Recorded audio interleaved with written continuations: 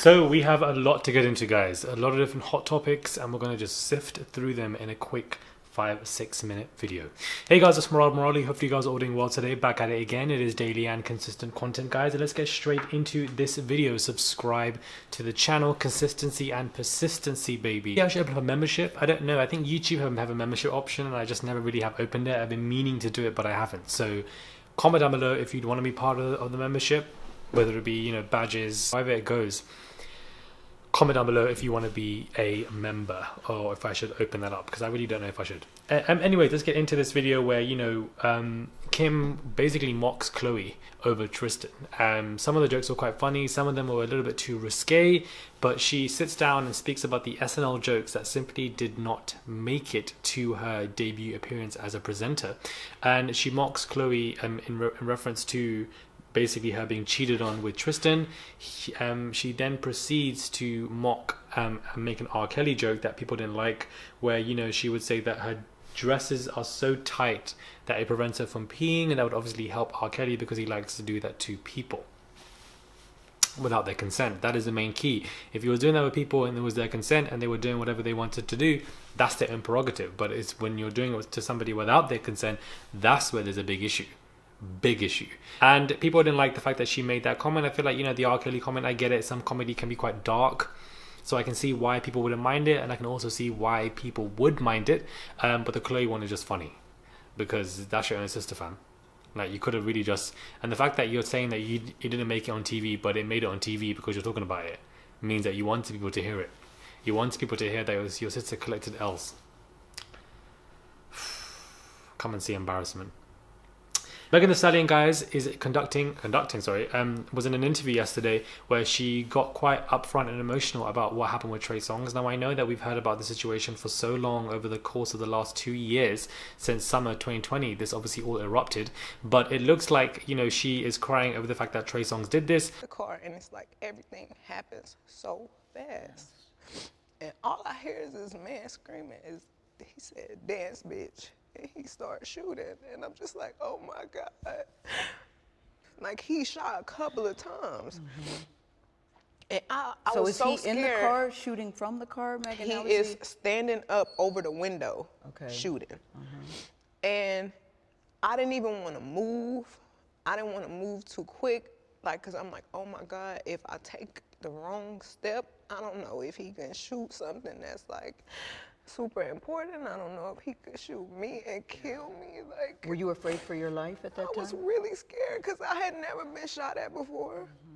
Also said that, you know, her and Trey Songz had no intimacy in their relationship at all, and then also said that Kelsey, her friend at the time, texted somebody or her saying that Trey Songz basically shot her. Not Trey Songz. One problematic man at a time, guys.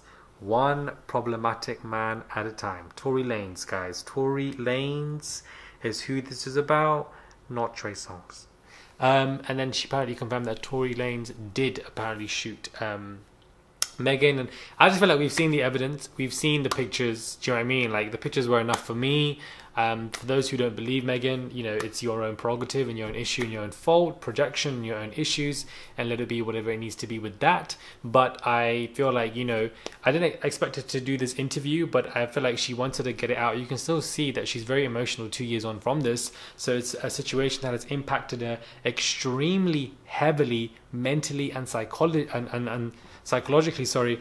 And it's a shame that this has taken place, and no doubt Tory Lanez will react to this interview with some kind of shady post, you know, living his best bad bee life in that manner. But I think it's very unfortunate that Megan Thee Stallion was put through this predicament.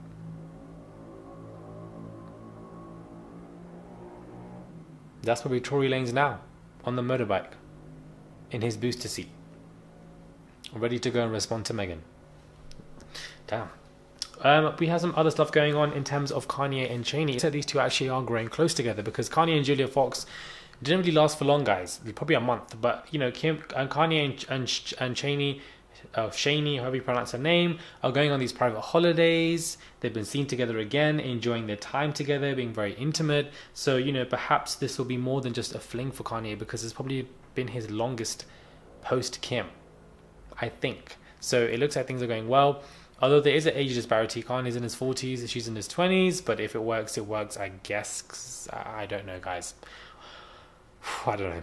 Rihanna and ASAP Rocky haven't been spotted together post these, you know, arrest situations that have taken place for him, and they seem to be happy on the way to dinner or a restaurant.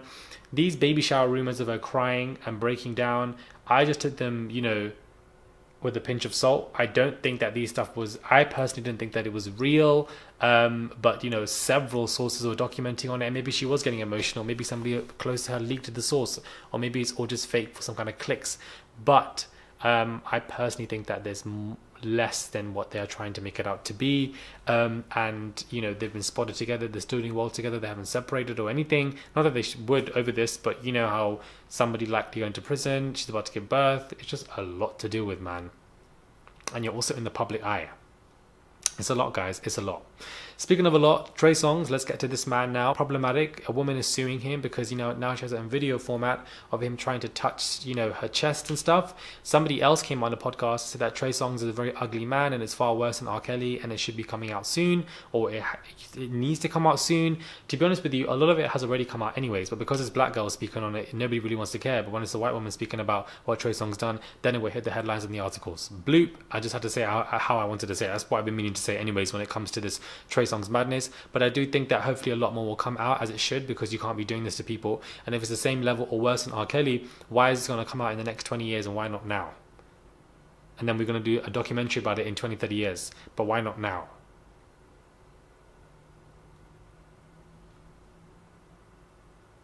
I don't understand. I don't want to be seeing no documentaries of people reporting on stuff. I just want to see this person being disciplined for the nonsense that he has done to people. There's been multiple women as well, but this woman has a video format and of course has gone a little bit viral. But I think that this man has not faced any major repercussions as of yet, and he should. Point blank period. He should.